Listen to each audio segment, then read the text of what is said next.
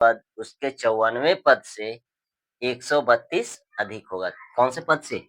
देखिए कह रहा है 94वें पद से 132 अधिक होगा। तो यहाँ पर सबसे पहले क्या-क्या दिया हुआ वो लिख लेंगे हम लोग को। तो a बराबर दिया हुआ कितना? 3। d है, तो d हम जानते हैं कि सार्वंतर बोलते हैं उसको। अब सार्वंतर कैसे निकालते हैं? तो T2 माइनस T1 होता है। T2 माइनस T1, तो T2 कितना हम लोग के पास? 15 माइनस T1 कितना है? 3। 15 में से 3 घटा देंगे तो कितना आ जाएगा? 12 आ जाएगा। आ जाएगा? तो A निकल गया, D निकल गया। अब प्रश्न से हम लोग को क्या कहता है? प्रश्न से कहता है क्या? 94वें पद से 132 अधिक है। प्रश्न कहता है 94वें पद से 132 अधिक है। तो माना कि nवां पद 54वें पद से, माना कि nवां पद 54वें पद से 132 अधिक है। 132 क्या है? अधिक है। ठीक है? तो यहाँ पर कौन सा पद? nवां पद मान लिया। तो यहाँ पर क्या फॉर्मूला होगा? Tn बराबर कितना पद से? 54वें पद से 132 अधिक है। तो यानी क्या करेंगे? 54वां पद अब प्लस 132, ये हो जाएगा। अब यहाँ पर 54वां पद हो गया प्लस 132 हो गया। अब दोनों को करेंगे तो Tn बराबर क्या फॉर्मूला होता है? a plus n minus 1 into d. 54वां पद, तो a प्लस कितना डी? 53 डी, अब प्लस 132 होता है। यहाँ पर अब करेंगे a प्लस n गुना डी, तो एन डी हो जाएगा। माइनस 1 गुना डी, तो माइनस डी हो गया। इन दोनों को हम इधर ले आएंगे तो ये प्लस में इधर आएंगे तो माइनस बी, माइनस 53 डी हो जाएगा। अब बराबर 132 हो गया। अब यहाँ देखिए a से a कैंसिल हो गया। अब यहाँ देखिए यहाँ डी है, यहाँ डी है, यहाँ डी है, तीनों में है, लेकिन यहाँ एन डी है, मालूम नहीं है। तो यहाँ डी में से डी हो जाएगा तो एन डी माइनस 53 और एक कितना हो जाएगा? 54 डी बराबर 132 हो गया। अब इन दोनों में से क्या करेंगे हम लोग कि डी कॉमन ले लेंगे। तो जैसे डी कॉमन ले लिए तो क्या बचेगा इसमें? जैसे डी कॉमन लेंगे तो क्या होगा? एन माइनस कितना हो जाएगा? 54 बराबर 132। अब यहाँ देखिए डी का वैल्यू भी हम लोग जानते हैं। डी बराबर कितना है? 12। तो 12 इंटू एन माइनस 54 बराबर 132। अब ये 12 गुना में इधर जाएगा तो भाग में हो जाएगा। तो अब हम लोग क्या कर सकते हैं? तो एन माइनस 54 अब बराबर कर सकते हैं कितना? 132। अब भागा कितना? 12। कितना कर सकते हैं? तो देखिए ये कितना बार में आ जाएगा? 11 बार में। तो हम लोग को क्या हो गया? एन माइनस 54 अब बराबर कितना हो गया? 11। माइनस में उधर जाएगा तो प्लस में, तो एन बराबर कितना हो गया? 11। अब प्लस कितना हो गया? 54। तो कितना आ जाएगा? 4 और 1 5, 5 और 1 6, यानी 65वां पद हो गया। हो गया ना? तो अब यहाँ पर हम क्या लिखे? अतः 65वां पद 54वें पद से, अतः 65वां पद 54वें पद से 132 अधिक होगा। ठीक है? इसी तरह से हम लोग इसको हल करेंगे। देखिए अब जो है 12वां नंबर क्वेश्चन आ गया। तो यहाँ कहता है कि दो समानांतर श्रेणी का सार्वअंतर समान है। क्या है? सार्वअंतर समान है, यानी दोनों का डी जो है वह क्या है? इक्वल है। यदि इसके 100वें पद का अंतर 100 है, 100वें पद का अंतर 100 है, तो इनके 1000वें पद का अंतर क्या होगा? ये निकालना है हम लोग को। ठीक है? तो सबसे पहले क्या दिया हुआ है कि सार्वअंतर समान है। तो माना कि दोनों समांतर श्रेणियों का सार्वअंतर डी है। सार्वअंतर क्या मान लिया? डी है, यानी दोनों का कॉमन है, तो इसलिए हम लोग बराबर मान लिए हैं। दोनों का चूंकि बराबर दिया है तो डी मान लिया। अब क्या कहता है? दो समांतर श्रेणी, तो माना कि पहले समांतर श्रेणी का पहला पद ए तथा दूसरे सम A1 कर दीजिए, है ना? दू अच्छा ठीक है, A1 कर देते तथा दूसरे समांतर श्रेणी का पहला पद क्या मान लेते हैं? A डैश मान लेते हैं, है ना? A और A डैश मान लेते हैं।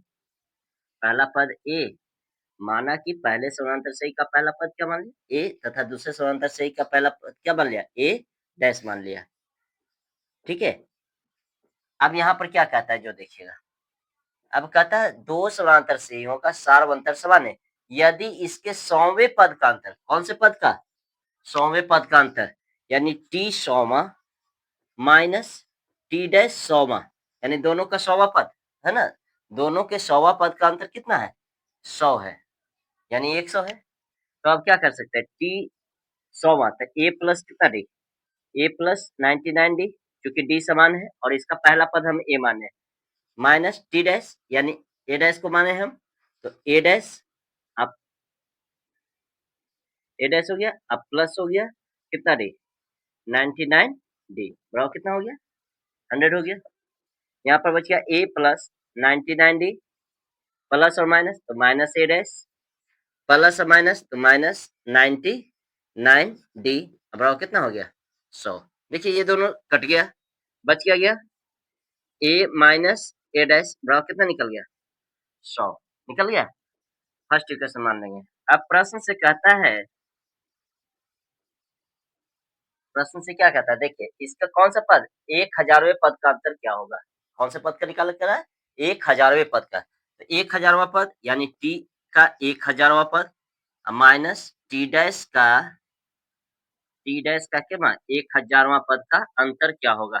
यही प्रश्न से निकालने का रहा है। तो फॉर्मूला बैठा दीजिए। T 1000वां तो क्या होगा? A प्लस कौन सा? 999 999D हो गया, माइनस T डैश वाला के निकालिए, तो A डैश अब प्लस 999D कितना हो? अब यहाँ पर क्या होगा? A प्लस 999D प्लस और माइनस, माइनस A डैश हो गया, प्लस और माइनस, तो माइनस कितना होगा? 999D। देखिए यहाँ से ये कैंसिल हो रहा है, क्या बच गया? अब यहाँ पर हम लोग के बच गया A माइनस कितना? A डैश, A माइनस क्या बच गया? A डैश बच गया। A माइनस क्या बचा? A डैश बच गया, A माइनस A डैश। अब यहाँ देखिए, समीकरण 1 से हम लोग क्या जानते हैं? समीकरण 1 से मान रखने पर देखिए समीकरण A माइनस A डैश और समीकरण 1 में ला चुके हैं, A माइनस A डैश बराबर कितना है? 100। तो इसलिए इतना बराबर कितना हो गया? 100। यही हम लोग का क्या हो गया? आंसर हो गया। देखिए अगला क्वेश्चन जो है 13 नंबर क्वेश्चन कहता है 3 अंकों वाली कितनी संख्याएं 7 से विभाज्य है? 3 अंकों वाली कितनी संख्या है 7 से विभाज्य? तो पहले निकालेंगे कि 3 अंकों की संख्या कहाँ से तक होती है। तो हम जानते हैं कि 3 अंकों की संख्या कहाँ से 100 से लेके कहाँ तक 999 तक होता है ना। और इसमें पूछा है कितना से? 7 से विभाज्य होना चाहिए। कितना से? 7 से। तो जब जब देख रहा है कि 7 से विभाज्य होने की बात करता है तो पहले 7 से भाग देके देखेंगे कि कौन सा पहला पद है जो कटेगा। तो 7 भागा क्या कर लेंगे? 100 कर लेंगे। 7 इकाई 7, 3 हो गया 0, 7 चौक 28। देखिए अगर यहाँ पर देखते हैं कि लास्ट में कितना बच गया? 2 बच गया। अब यहाँ पर अगर हम 5 अगर और ऐड कर देते तो ये कितना हो जाता? 7 हो जाता, जो कि कट जाता। यानी कि अगर हम 4 बार में न लगा करके यहाँ कितने बार में लगाते? 5 बार में लगाते। कितने बार में? 5 बार में लगाते तो कितना हो जाता? 35। यानी कि यहाँ पर अगर 5 रहता 0 की जगह पर तो ये पूरा क्या हो जाता है? कट जाता है, क्योंकि हम 0 की जगह पर कितना उतारते हैं? 5 उतारते हैं, तो ये पूरा कट जाता है। तो यानी पहला अक्षर कितना आ गया हमको? पहले 100 था, कितना जोड़ना पड़ रहा है हमको? 5, यानी 0 की जगह पर कितना रखना पड़ रहा है? 5, यानी पहला अक्षर कितना आएगा?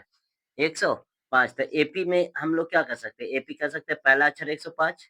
अब इसी प्रकार कितना से विभाज्य है? 7 से। तो 7 हम क्या करते जाएंगे? जोड़ते चले जाएंगे। तो 100 कितना हो जाएगा? 12, 119। इस तरह से अगर हम देख लें अंतिम पद, यानी सबसे अंतिम तो ये है, इसमें तो कुछ जोड़ा जा नहीं सकता है। घटाया जा सकता है। तो भाग देके देख लीजिए, 999 भागा 7, देखिए कितना आता है। एक बार में 7, 2 हो गया 9, 4 बार में 28, 1 9, 2 बार में 14, यानी कितना बच गया? 5 बच गया। अगर ये 5 कम रहता तब तो ये पूरा-पूरा कट जाता। तो इसमें से हम क्या कर देंगे? 5 घटा देंगे, यानी 5 घटाने पर हम लोग को कितना आ जाएगा? 994। ये पहला हो गया और ये अंतिम हो गया। अब कहता है, यहाँ पर कहता है 3 अंकों कितनी संख्या है 7 से विभाज्य? माने अंक पूछ रहा है कि केगो संख्या 7 से विभाज्य है। तो यहाँ पर देखिए क्या-क्या निकल गया? a बराबर कितना हो गया? 105। d कितना हो गया? 7, क्योंकि 7 से विभाज्य है तो 7 का अंतर चल रहा है। अंतिम पद कौन-सा हो गया? 994। अब हमको निकालना क्या है? 3 अंकों कितनी संख्या, यानी हम लोग को n निकालना है। तो सबसे पहले क्या करेंगे? फॉर्मूला लगाएँगे, Tn बराबर लगाएँगे।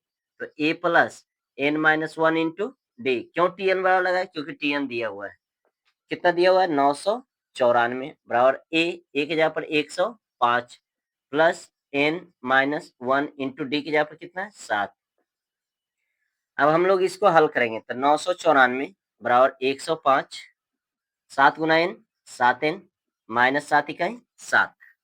अब देखिए 994 अब बराबर, ये इसमें से ही घट जाएगा तो कितना बचेगा? 15 में से 7 गया तो कितना होगा? 8, और ये बच गया 9, प्लस कितना n? 7n। ये प्लस में इधर जाएगा तो माइनस में, यानी 994 माइनस कितना? 98 और n बच गया 7n। अब घटाइए तो कितना हुआ? 14 में से 8 घट गया तो 6, ये बच गया 8 में से 9 घट गया तो 9, क्योंकि यहाँ कैरी करेंगे तो 18 हो जाएगा, 18 में से 9 घटेगा तो 9, ये बच गया कितना? 8, और कितना n हो गया? 7n। अब 7 इसके साथ क्या होता है? गुना में, इधर जाएगा तो किस में हो जाएगा? भाग में। तो 896 बटा कितना हो जाएगा? 7, बराबर क्या बच गया? n। अब यहाँ से भाग दे दिए इसको, 7 इकाई 7 बच गया 1, 7 दूनी 14, बच गया कितना? 5 बचेगा ना? फिर हो जाएगा 56, तो 8 सत्ते 56, यानी n बराबर कितना निकल गया? 128। अतः 3 अंकों की 3 अंकों की 128 संख्याएँ, कितना संख्या है? 128 संख्याएँ 7 से क्या होगी? विभाज्य होगी, 7 से विभाज्य होगी, ठीक है?